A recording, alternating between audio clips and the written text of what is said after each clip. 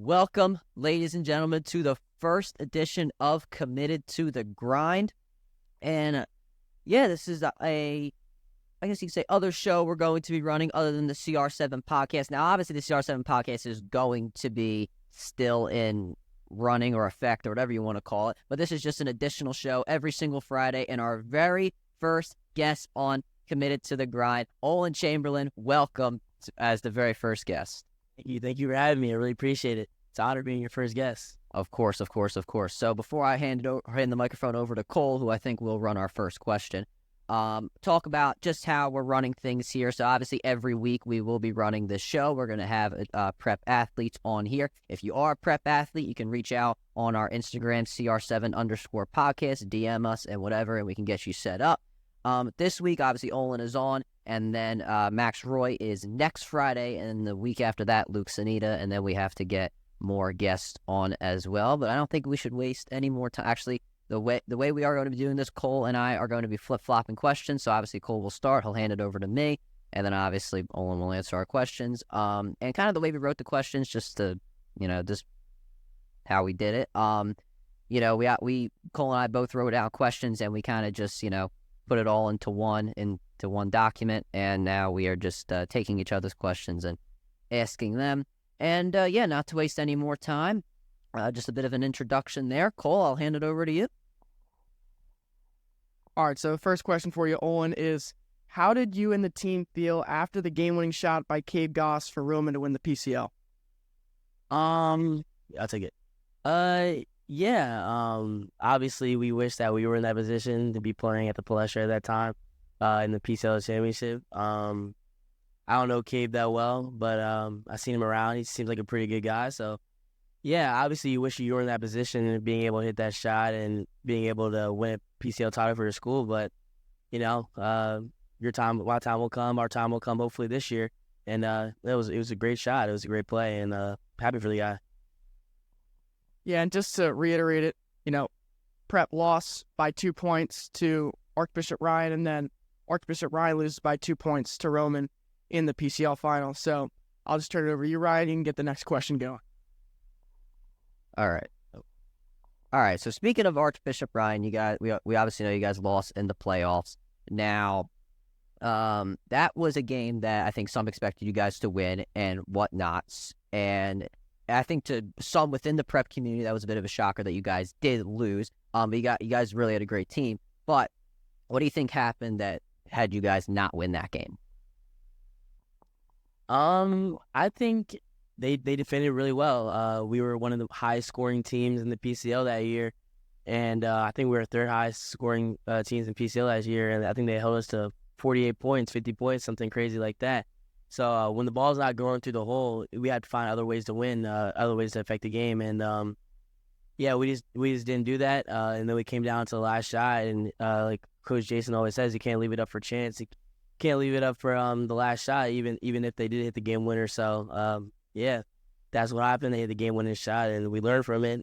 We've been working on a bunch of different things this year, really keying in on defense. So hopefully we're not in the same position next year. All right, next question. What is it like being a leader of the basketball team, as the point guard, and as a school, because you are vice president? I don't really think about it too much. I didn't run for vice president or anything like that for my college resume or anything like that, right? I just did it because I kind of wanted to see change in the school. I like hearing a lot of people's ideas. I like talking to a bunch of different people, getting a bunch of different opinions and perspectives to kind of help the school be better than what already great school it is. So I think being a leader is just listening to everybody and just getting a bunch of ideas and a bunch of different perspectives and kind of just going with it and helping people or helping the school be the best version of itself and helping the basketball team be the best version they can be. All right, and just to follow up on that, trying to talk about your time schedule, because obviously, the prep a very time, it takes up a lot of your time in the day, and obviously you're talking about all the stuff that you do. You play basketball, you start as the point guard for one of the better teams in the city right now, also vice president. I'm sure that takes up a lot of time. So kind of talk about your time schedule and how you're, and kind of the day of Olin Chamberlain. Yeah, sure. So I go to school. For freshman junior year, I had like a pretty strict routine of when I got home. I probably get home from practice around maybe 6:00, 5:30, probably 6:00, and then right when I get home, I put my phone down, no distractions, till about 8:30. And then at 8:30, I probably pick up my phone, text my friends back and stuff. But from 6 to 8:30, I'm doing all my homework assignments, reading, doing whatever I have to do for school and things like that. And then at 8:30, I pick my phone back up, catch up with my friends, maybe play the game a little bit, just relax.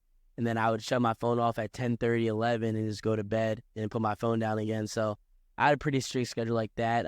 Time management is definitely a skill that you're definitely going to have at the prep if you want to accomplish everything you want to accomplish and stay on top of your grades. The grades is the most important thing for me. So setting a schedule like that is kind of the main reason why I did what I did.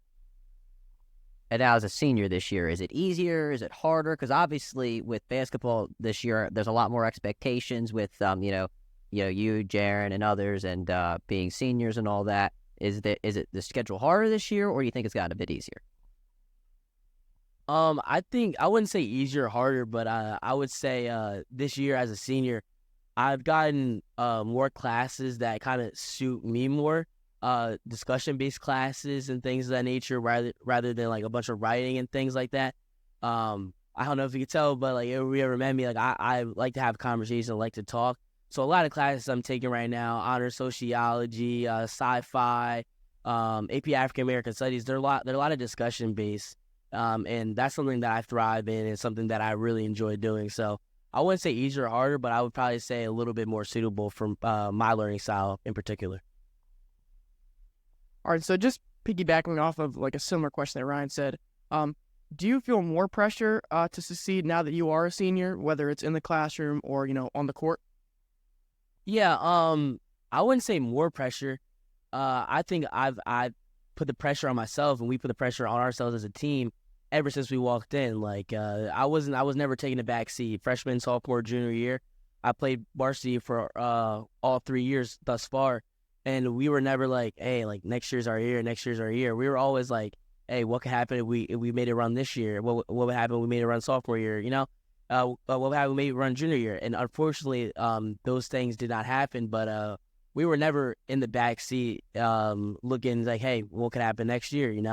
We were always trying to make something happen right then and there. So as far as pressure, I put the same pressure on myself to win a PCL title as soon as I stepped in the building. So as senior year now, I mean, maybe a little bit more desperation, like I really need this, but I've always wanted to win. I've always wanted to be in the pleasure. So this year's not any different from last year, but I think this year we can get it done, hopefully. All right, and kind of continuing all that, you said that, there's a little more desperation this year. You guys, obviously, it's your senior year, it's your last chance. And in my opinion, and I'm sure Cole thinks the same thing as well, I think this is your guys' best chance. You guys are seniors, you guys have the experience, and you guys have this transfer in Mekhi Robertson, class of 2027. And, when you see all these articles and you see all these write-ups about him, you're saying this makes the prep, right on the level of Roman and others, which I think you would definitely agree with. So talk about Mekhi and talk about your thoughts on him transferring and your relationship with him thus far. Yeah, Kai is definitely a great piece that we added to our program. Great guy. Number one, he's a great guy. He came into the program. He came into our team, and he was just a great guy from day one. Like came right into the building, meshed with us very well. But I think he adds another level of like the 4 guards now. Will included, me, Jordan, and Jared. All 4 of us. I think we all bring a different play style to the game, and Mekhi brings his own unique level to the game. Like he defends at a great level. He can get to the rim. He can score all 3 levels. So he's just another great contributing factor to hopefully make this team a really great team next year. All right, so I'm actually gonna pass it to Ryan. So I did have a follow-up question. So you talk about the guard level of the prep. You have Jordan, Jaron, and Mekhi. Talk about your height, your center, because I think part of the criticism that has been with you guys is that you guys haven't really had someone who is, one of those 6'8" guys or something like that. So kind of talk about your height this year and talk about how you guys are willing to, or how you guys are going to get rid of that criticism. Sure. I think the main way we can get rid of the criticism is just to win games and beat the teams. Last year, we ran into Thomas Over. He's 6'9", 6'10". We beat him the first time, lost to the game winner second time, like we already mentioned. But the best way to beat the big guys is beat them up and down the court. And I think we play a really fun, a really fast style of basketball that allows us to win games, even though we aren't the biggest and tallest. But another thing we're going to have to do is defend at a very high level, defend the ball well, talk on defense, and everyone has to rebound, me included. Maybe like last year, I didn't rebound as much as I should have. So this year, I'm definitely going to have to pick it up in that aspect if we want to win games, make it to the pressure. The team has to rebound and defend at a very high level, and that's something that I'm focused on in particular, and the whole team is focused on in the offseason. Is there any guy currently on the roster or any guy, maybe coming in saying, like, that's the guy who's going to defend the 6'8" guy, or he's going to box him out or rebound him? Is there a guy like that on the team currently? Not really. None of us are big guys or anything like that. We're all like some wings and guards. So at the next level, all of us are going to be wings and guards. So we're all thinking about we're going to have to defend as a team. Nothing is an individual or one-on-one matchup. Everything is as a team. Everything is a team defense. So when we play next year or we play this upcoming year, we're going to have to play defense as a team. There's no one-on-one matchups. It's not like Jordan, you're guarding the big man. I'm guarding the big man. Jaren, you're guarding the big man. Will, you're guarding the big man. It's all we're playing defense together. We're talking, and we're going to be we're going to be the best team we possibly can be. Okay, this next question, a bit of a interesting one. It might be tough to answer, but I'll try and word it the best way I could. So you guys are committing to everywhere now that you guys are seniors. Obviously, Jordan, and Jaren, they've already committed. They're doing their thing. And obviously, you guys are telling each other, I'm committing here, I'm looking here, this, that, or the other. And sometimes, with these recruits, that information gets out to the media or some, local media person might say, he's thinking of committing here, this, that, or the other. With this squad, that hasn't happened. So, and obviously, you guys tell each other, what's going on with your commitment status. So, having said all of that, do you think that instills trust in you guys, that you guys don't let that information get out? Yeah, definitely. Like I kind of the point I mentioned before, like, well, specifically Jordan and Jared, like we came in together, so we've had a really great bond, like thousands of practices, like staying after practice, hanging out at each other's houses in the weekend and stuff. Like those are like really my best friends. So if they say they don't want anything to get out, obviously I'm not going to tell anybody, and vice versa. I know vice versa. So yeah, we really trust each other, and we would never like compromise our friendship for something little like that. Yeah, that's a great answer. So you're one of the most well-rounded athletes in the school. Is there any chance President Vokalos gets you in the theater for a show at some point this school year? Yeah, funny you say that. I was actually talking. I was at dinner with my dad last night. And I was like, Dad, like, I don't know. There's one thing I really want to try before I leave the prep is being a play. Obviously I'm not allowed to do the winter play because of basketball season, so that's too big of a commitment. And night of scenes is usually like around this time off season when I'm trying to like get better and get in contact with the team chemistry and stuff. But spring, I was never allowed to do the spring musical because of AAU season during the basketball season. So senior year, I don't have any AAU. So hopefully, if they would cast me and if I audition well enough, I think I would love to be a part of the spring musical. So hopefully, I think I might try out audition. So hopefully, I get the part, a part. And just a follow-up question: Is that you, or did anyone persuade you, or was it just mainly like your decision? No. I think the theater and like the plays are like kind of like my personality, As I'm walking around the hallways, you probably hear me sing some songs, humming some songs and stuff. And public speaking, why many is probably their biggest fear. I love public speaking. I love talking in front of big crowds and stuff. So I think that would be very exciting. I would always wanted to try it.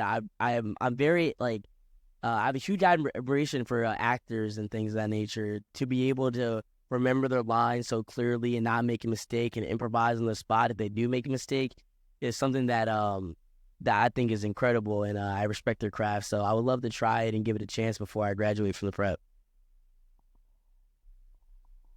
Yeah, I can't act for anything. Cole, you ever do an acting thing? You would ever get on? You did. Wait, really? Wait, we got to hear about this. Wait a second here. Hold on. So not many people know this, but in 8th grade, I was leading the play. I was Shrek. So yeah, it was a great experience. I will say that we do have a great at my alma mater. I went to Angelo Santa Academy, but we did definitely have a great theater program, and it got everyone involved. Everyone in the school was involved, from kindergarten all the way through 8th grade. So you know what? And only 8th grade can go out for the specific roles. So I was like, 8th grade year, I might as well go out. I auditioned pretty well, so I got a good role. So, and it was actually pretty fun. Well, obviously, this is becoming this St. Joe's Prep program, and thanks to guys like you, Jordan, and Jaron, you guys are making this one of the better programs in the city. And now you're having new guys come in here. You mentioned Mekhi Robertson already. So having said all of that, who do you think is the future of St. Joe's Prep basketball? Is it just one person? Is it a couple guys? Or, give us your answer on that one. The future of St. Joe's Prep basketball. Well, obviously, Mekhi, new transfer, class 27 sophomore. He's going to be great. I think he's a really, really great player. I think he's going to be great. The McKee brothers, Jaron's little brothers, Justin and Julian. Others like my little brothers. I think they're going to be great too. Miles Peterson, Jaden Doctor, all sophomores. Kevin O'Connell, they're all sophomores. I think they have a bright future. That they're going to be really, really good. So I'm excited to see what they can do this year and next coming years when I come back to the school and watch some games. So I think they're going to be really good, and I'm very excited to see what they're going to do. And you mentioned the McKee brothers. Now we know where they're from. They're from Waldron, baby. So I had to say that. But obviously they've been placed on varsity their first season, and you mentioned them in a very good way. And I think we had a conversation about the McKee brothers. One of our first conversations, we talked about the McKee brothers last year. And talk about the faith that the program has in them so far. Jaron's a 1,000-point scorer here as a junior, which is almost unheard of. One of the best scorer in the city, best scorer in the state. So when you have a brother like that that's coming that can kind of teach you the ways of being a varsity athlete, a PCL athlete, one of the best in the league. At that, I think there's definitely some expectation, and there's definitely some expectation that you get from being his brothers, and I think they're going to live up to it 100%. Julian and Justin are in the gym every day. They're already competing with the varsity guys and getting some good reps in. So I'm excited to see what they're going to do as well. Very good kids. I told you, they're almost like my little brothers as well. So I'm excited for them. And Jaron has been predicted by some media outlets to win City Player of the Year. Do you think he gets that done? Yeah, I hope he gets it done. I hope he gets it done. I think he will. But knowing Jaron, I don't think that's what's on his mind right now. The City Player of the Year. I think he's more worried about getting the PCL chip and doing that at a high level and finally getting to the pleasure, so we could bring some students down there, so you guys can get excited for us in the student section and stuff. So. Yeah, I don't think that's Jaron's main focus, but I definitely wouldn't be surprised if he gets the award. All right, so this is another tough question. If you could describe yourself in one word, what would it be? If I can describe myself in one word, I'm going to use a Miss Cookward. I see her classroom right across from here. I say gregarious. For you out there who don't know what gregarious is, as outgoing, sociable. I think the main thing about me, or a huge thing about me, is how social I am. Ask a couple of teachers. I don't know if that's for the good or the bad, but yeah, I like to talk a lot. I like to meet new people, have conversations with a lot of people around the school. So I would like to say that I'm social and outgoing and gregarious. All right, and one of my final questions here.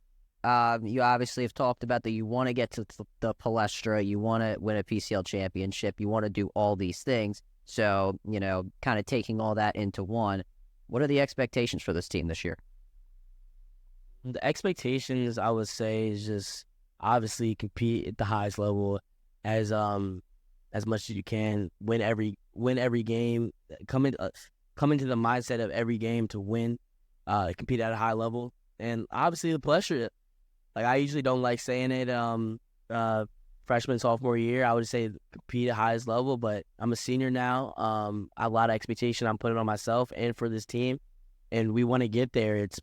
We've been saying it around the locker room all year. It's the last dance. It's Palestra or bust for us.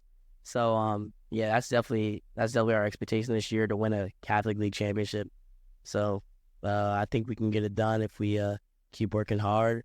In the off season, working on our defense and rebounding. So I wouldn't be surprised if we're holding it up at the end of the year. Yeah, I'll just say one more thing. That trio of obviously you, Jaron, and Jordan. I mean, that's just a thing. You can't really teach. I mean, the chemistry that you guys have is just through the roof. You've had it since freshman year with each other. What does that really mean to you? And how has that helped you, grow as a team? And how do you build around that trio? Yeah, freshman, sophomore year, we're all really, really close. We would hang out at each other's houses, and I think sophomore to junior year, that's when our relationships kind of really took a jump, and as well did our games develop. All three of us were all Catholic League players last year, and just the camaraderie and hanging. I think I keep mentioning hanging out with each other outside of the practices and games, but I really think that's what really elevated our games and elevated our team, is that we could talk to each other about anything, and we're more willing to be with each other outside of practice and the games and just hang with each other, and all of that affects on the court as well. If I see Jordan wide open for the corner for a three, I'm gonna pass to him without hesitation.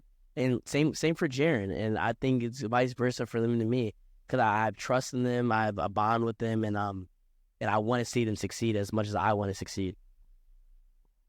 All right, one last question here. You talked about how hard or tough, I guess you could say, and we talked about the time and how much all this stuff takes up. Anything that you would have to say for anybody or any future basketball player who's thinking of coming to the pro? Yeah, when you come to the prep, yes, you're here to play basketball, but I remember I think Mr. Howie Brown said to me and my mom, he doesn't work here anymore, but yeah, he was in admissions. He said to me, you play basketball. We don't want you to be a basketball player. We want you to go to the school and just happen to play basketball. And when he said that, it kind of really resonated with me. Yes, prep is a terrific school and it's a great basketball team too, but there's so many other things that prep has to offer besides just playing basketball.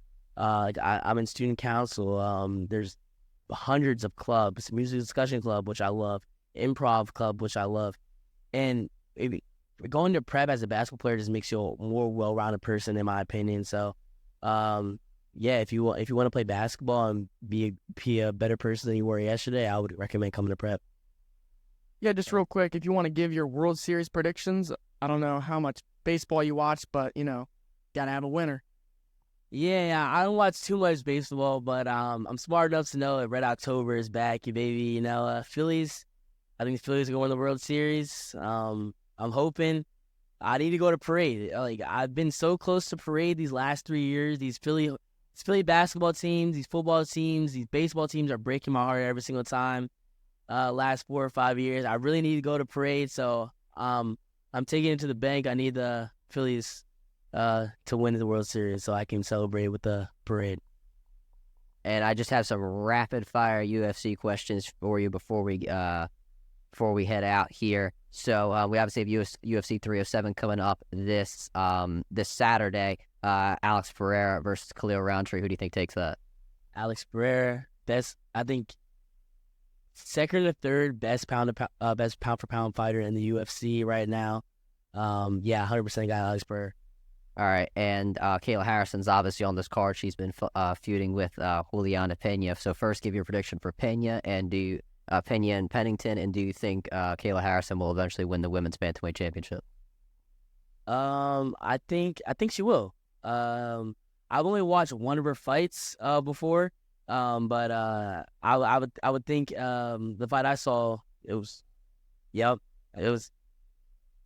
looked really good. And Holly Holm, after her Ronda Rousey loss, but after her Ronda Rousey win, she's kind of been in a little bit. She kind of fell off a little bit, but I think she definitely won the bantamweight women's championship.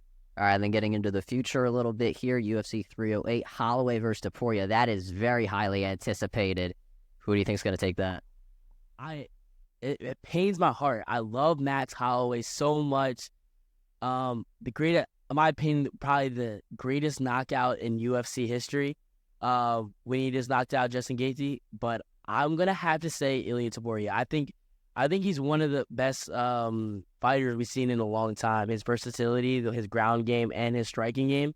I think it's just crazy to watch and insane. I don't see anybody beating him for a little while, so I'm gonna have to take Ilia Topuria. All right, and then the co-main event, Robert Whittaker, Khamzat Chimaev. If Khamzat even stays in that fight, let's stay with that. If Khamzat even fights, I'm gonna take him, but the chance of him actually fighting, it goes down every single as we get closer and closer. But hopefully he fights. He's an amazing fighter. I need to see him more fights. Him and Gilbert Burns fight was an absolute masterpiece. I need another fight like that with Robert Whittaker. But I'm gonna have to take Khamzat if he fights. All right, final two here, UFC 309. John Jones, Stipe Miocic. Cole knows the opinions I have on John Jones in the last 500 days. I've rambled on about it. Who's your winner in that one? Well, first off, I want to say it very pains me very sadly that Conor McGregor is not fighting in 307, 308, 309. 310 possibly. Whitney Chandler. Whitney Chandler. He's fighting Charles Oliveira. But I really need to see Conor fight again. He's my favorite UFC fighter of all time. I just want to say that, public record. But I got John Jones. You might not have John Jones, but I think John Jones is pound for pound the greatest fighter to ever walk there. What did Dana White say? If you put John Jones in a room with anybody in American history, in world history, John Jones will come on every single time, and I don't expect any different when he fights Stipe in 309. Having said all that, Tom Aspinall, do you think he wins that fight against him? That does happen. No comment. But yeah, I don't think they're ever gonna fight. I think John Jones is gonna win this fight against Stipe, then maybe fight Alex Pereira, then he walks off into the sunset, or maybe he wins this fight, and walks off to the sunset. It depends on how fast he beats Stipe.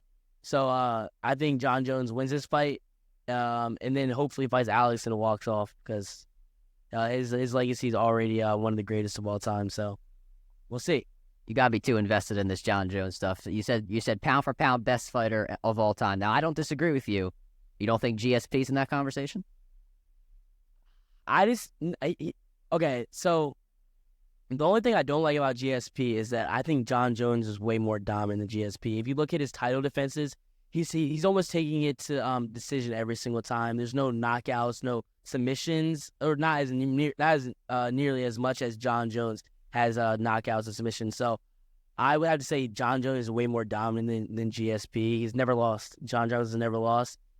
Even the no contest I hear is going to be expunged off his record because they're now doing the 9 to 4 knees or 9 to 4 elbows.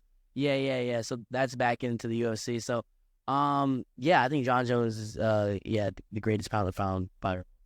All right, just so we can get Cole back into this. Cole, we know you're picking Pereira for this Saturday. Taporia, Holloway, Jones, and Miocic. Predict those ones early for us. Definitely going to take Taporia, and then I'll take Jones as well. I mean, pretty obvious for both of them. I think Holloway will take it, but that's a different discussion for another day. I don't think, Cole, you have anything else? Any other questions? I don't myself. And, this has been the first edition of Committed to the Grind. Olin, we really appreciate you. Anything else you want to say to the audience here? It's my senior year, the last year. Everybody at almost every home game this year. You guys always walking up to me in school saying, "Hey, we're gonna make the Palestra." The way we get to the Palestra is you guys coming to the home games and supporting us. So I want you guys there and helping us get there. So that's all I gotta say. All right, Cole and I will definitely be there. We were actually able to come to games this year because we're not on Tuesdays anymore for podcasts. But nonetheless, if any athlete on any level really wants to come on the show, make sure you guys DM us on Instagram at CR7_podcast. Our guest list for the CR7 podcast on Mondays, most of the times at 7:40 a.m. If you guys want to be on that, once again, I'm always available on social media and then our podcast link as well. Olin, make sure you tell your teammates to come on the show if they would like to. We obviously have Max Roy next week, next Friday, and then Luke Sanita after that, and then I think we're trying to get somebody else. Not going to say who, right now. But yeah, we will tell you guys about that when it eventually, all takes place or all pans out or whatever you want to call it. But if Cole has anything else to say, I don't either. Olin, once again, thank you very, very, very much. We made a great first impression here on the first edition of Committed to the Grind, and we will see you later.